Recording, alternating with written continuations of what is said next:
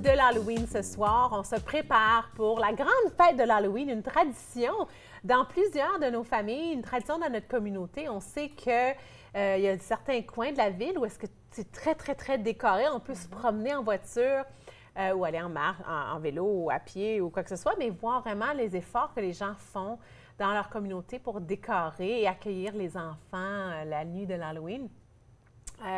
On pense aussi à toute la sécurité qu'il faut faire pour s'assurer d'avoir un Halloween en sécurité. Mais j'aimerais parler tout de suite avec Cassia de ces musts pour l'Halloween. Il y a certaines choses pour toi qui sont incontournables. Mais c'est surtout que il y a des choses qui ont changé aussi avec le temps. Bon, c'est sûr qu'avant, l'Halloween, c'était vraiment le 30, ça se fêtait le 31, j'allais dire 31 décembre, mais le 31 octobre.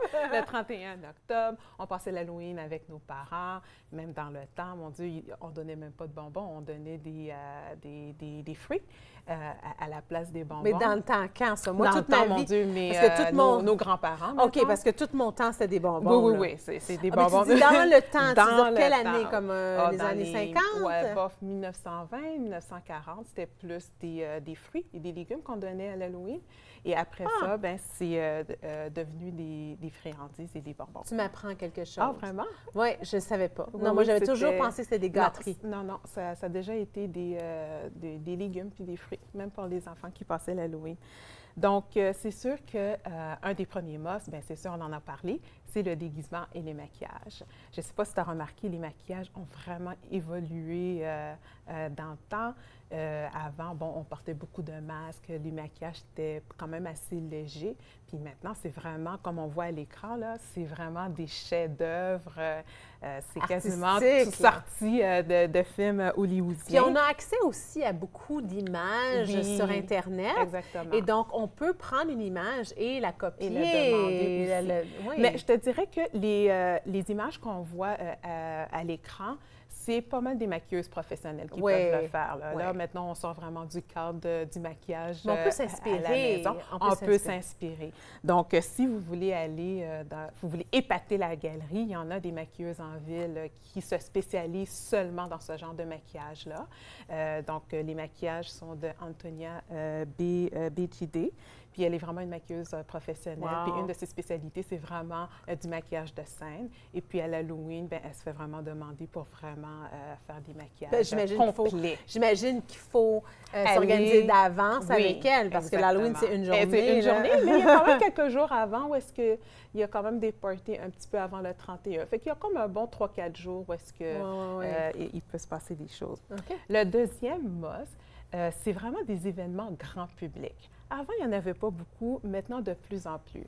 Je parle de la marche des zombies.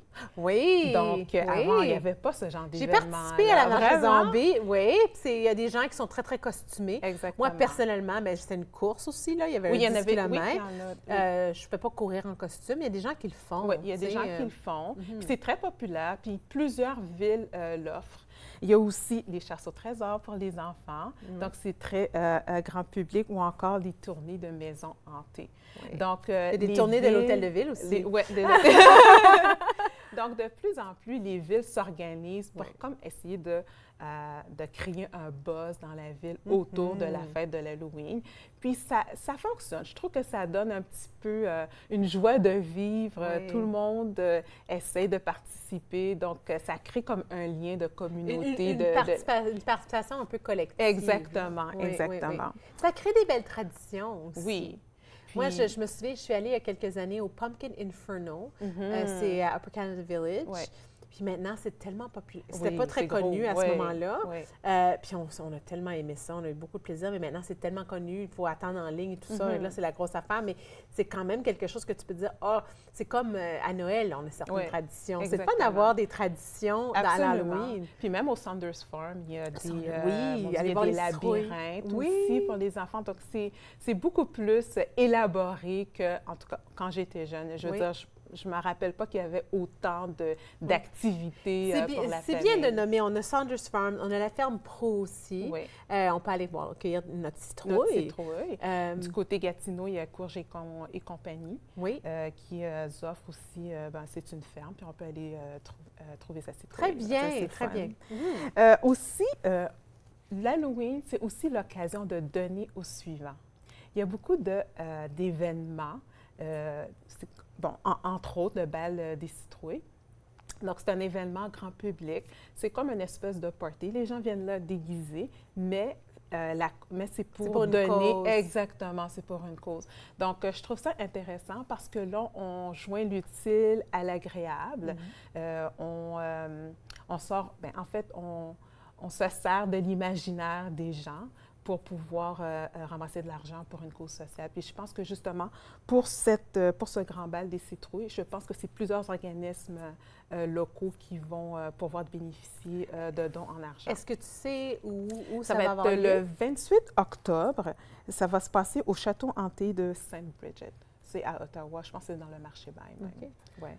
Wow! Puis, mais là, tu te costumes et tu fêtes la fête. Oui. Là, c'est vraiment le temps d'aller voir une maquilleuse professionnelle, puis de vraiment se maquiller. Puis là, c'est vraiment des costumes élaborés. Mais c'est le fun à voir. Je ne suis jamais allée dans un, mais moi, ça serait quelque chose qui me tenterait. Oui. D'aller dans un Je te verrais en organiser un.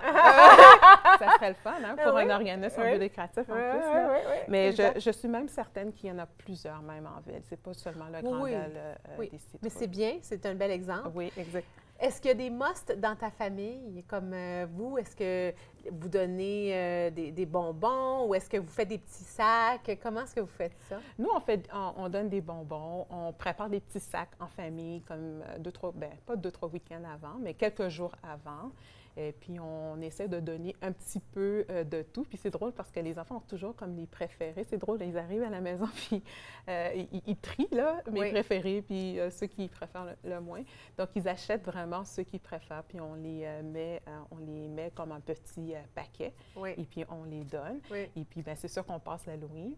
Donc, on laisse le pot devant la maison, puis ceux qui viennent, ils peuvent quand même s'approvisionner. Et puis, nous, on continue la collecte. C'est bien. Nous, on fait la même chose. Et puis, moi, j'aime donner des choses que c'est pas de la nourriture. J'aime donner. J'en donne des bonbons, mais j'aime aussi donner comme des crayons, des effaces. Oui, il y en a beaucoup, c'est ça. Moi, je trouve que c'est une attention particulière. Puis c'est différent de... Parce qu'ils en ont assez, là, des bonbons. Oui, mais puis, je veux dire, j'ai jamais fait la citrouille bleue, là. Comme il y a une citrouille... Aqua bleu, là, je me souviens, il y a un nom pour cette couleur-là. Là, tu pourrais peut-être... je pense à... Bon, en tout cas, ça ne me vient pas, mais genre bleu. Puis tu sais que pour les enfants qui ont des allergies, tu sais, des allergies au colorant, au blé, ce genre de choses-là, ça veut dire que cette maison-là a quelque chose à offrir qui est comme... qui n'aurait pas les allergènes. Donc, souvent, c'est pas de la nourriture. Mais pour de vrai, là, j'en avais... Donc, si tu te promènes et tu vois qu'il y a une citrouille bleue, bleu comme aqua, là, ça veut comme dire turquoise, que... Turquoise, c'est le mot que je cherchais. Merci. Ouais! C'est ce que je cherchais.